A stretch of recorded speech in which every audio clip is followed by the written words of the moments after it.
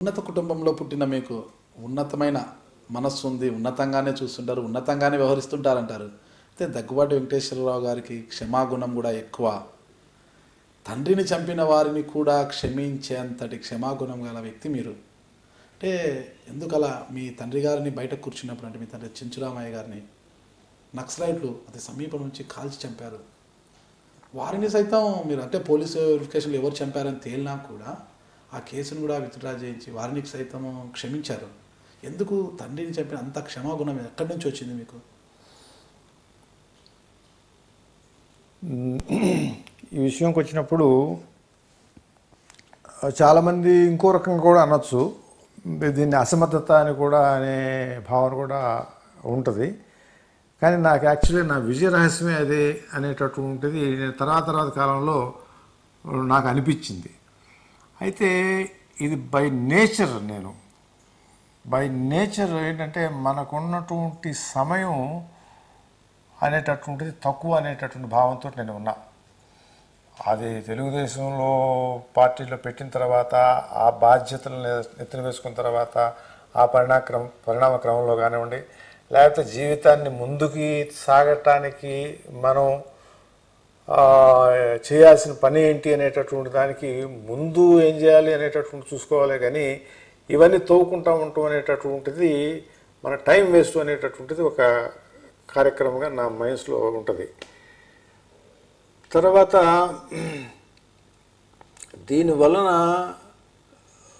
మనం గతించిన దాన్ని గురించి ఒక రకంగా ఇక అదే కూర్చుంటే దానివల్ల మనకు లాభం కంటే కూడా అసలు time waste, first basic time waste ఇది అనేటటువంటి భావన నాకు ఉంటుంది. రెండో విషయం ఏంటంటే, నేను అవతల వాళ్ళ కోణం నుంచి దృక్కోణం నుంచి నేను ఈ ఇష్యూ అవతల వాళ్ళ దృక్కోణం నుంచి నేను ఒకసారి సింహావలోకనం చేసుకుంటా. సింహావలోకనం అంటే అవతల వాడు ఏ పరిస్థితుల్లో అలా ప్రవర్తించాడు, అది చేశాడు అనేటటువంటిది నేను చూస్తాను. నేను అది చూసినప్పుడు ఓహో, వాడుకున్నటువంటి మైండ్ సెట్ కానివ్వండి, వాడుకున్నటువంటి ఇబ్బంది కానివ్వండి, వాడుకున్నటువంటి పరిణామ క్రమంలో కానివ్వండి, చేసి ఉండొచ్చు కదా అన్నదానికి ఫస్ట్ ప్రిఫరెన్స్ ఇచ్చేస్తా. దాన్ని అతిక్రమించి చేశాడు అనుకోండి, వీడితోటి అవసరం లేదు వీడితోటి, వాడు అతిక్రమించి వాడికి అవసరం లేకపోయినా కూడా చేశాడు అనేటటువంటిది వచ్చింది అనుకోండి, ఇక వాడితో నేను కట్ చేసుకుంటాను. నేను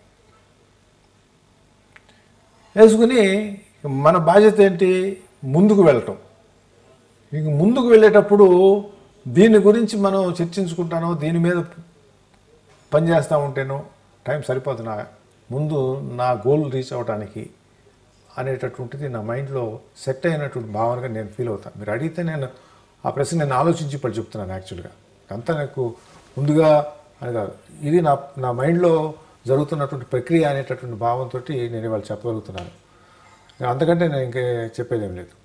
చంపిన వ్యక్తే నేరుగా మిమ్మల్ని రిక్వెస్ట్ చేశారు, అంటే వేరే ద్వారా చెప్పి రిక్వెస్ట్ చేశారు అన్నారు. అంటే అప్పుడు ఏమనిపించింది మీకు ఒక్కసారిగా అతను వచ్చి రిక్వెస్ట్ చేసే? ఫస్ట్ చెప్పాను కదా, అతను ఏ పరిస్థితిలో చేసి ఉంటాడనేది ఆలోచిస్తాను. ఆ తర్వాత ఆ మనిషి ఇప్పుడు ఏంటి పరిస్థితి అని ఆలోచిస్తాము. ఇప్పుడు ఆ భావాలతో ఉన్నాడా, లేకపోతే అతను సమాజానికి మంచిగా ప్రవర్తిస్తున్నాడా? మంచిగా ప్రవర్తించేటటువంటి అవకాశం ఇవ్వటానికి మనకు అవకాశం వచ్చింది కదా. ఏం మంచితనం చేస్తున్నాడు సార్ ఇప్పుడు? అతను పేరు నాకు గుర్తులేదు, నాగేశ్వరరావు అనుకుంటాను. అతను డాక్టర్ అయ్యాడు, తర్వాత డాక్టర్ చదివాడు. 5గురిలో ఒక అతను, 3గురిని పోలీసులు ఎన్కౌంటర్ చేశారు.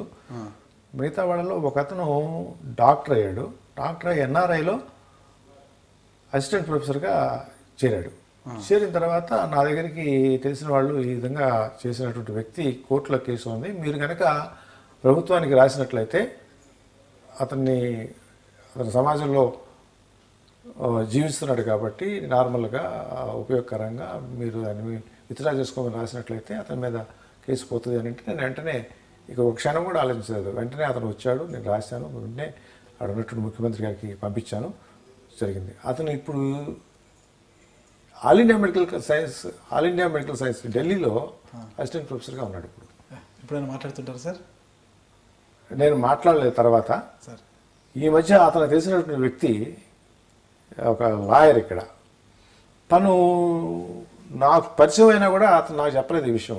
నాకు ఈ మధ్య అతను నాకు చెప్పినప్పుడు, నువ్వు ఈసారి కలిస్తే చెప్పు, ఈసారి వస్తే హైదరాబాద్ నాకు తీసుకురామని చెప్పాను నేను. నేను దగ్గుబాటి వెంకటేశ్వరరావు ఐ డ్రీమ్ ప్రేక్షకులకు నా మనసులోని మాట చెప్పుకోవడానికి ఐ డ్రీమ్ ఒక అవకాశం ఇచ్చింది.